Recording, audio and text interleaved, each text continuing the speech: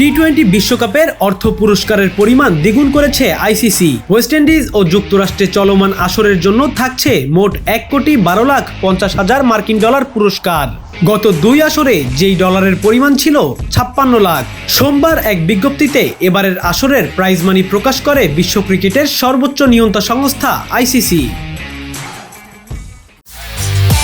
একমাত্র ওয়ালটন এসি দিচ্ছে 1 বছরের রিপ্লেসমেন্ট গ্যারান্টি এবং কম্প্রেসারের 10 বছরের গ্যারান্টি। চ্যাম্পিয়ন দল পাবে 24,50,000 ডলার, যা বাংলাদেশি মুদ্রায় প্রায় 29 কোটি টাকা। গত 2 আসরে যা ছিল 16 লাখ ডলার করে। প্রথমবারের মতো এবারে টি-20 বিশ্বকাপে অংশ নিচ্ছে 20 দল। গত 4 আসরে দল ছিল 16টি করে। তার আগে প্রথম 4 আসরে অংশ নিয়েছিল 12টি দেশ।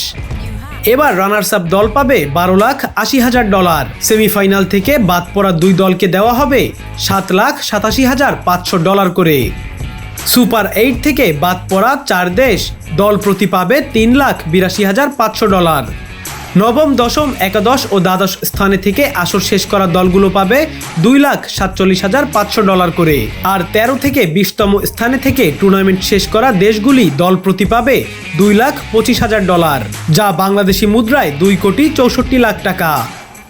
এছাড়া সেমিফাইনাল ও ফাইনাল বাদে প্রত্যেক ম্যাচে জয়ের জন্য প্রতিটা দল পাবে 31,154 ডলার করে। 28 দিনের টুর্নামেন্টে ম্যাচ হবে মোট 55টি। ফাইনাল হবে 29 জুন।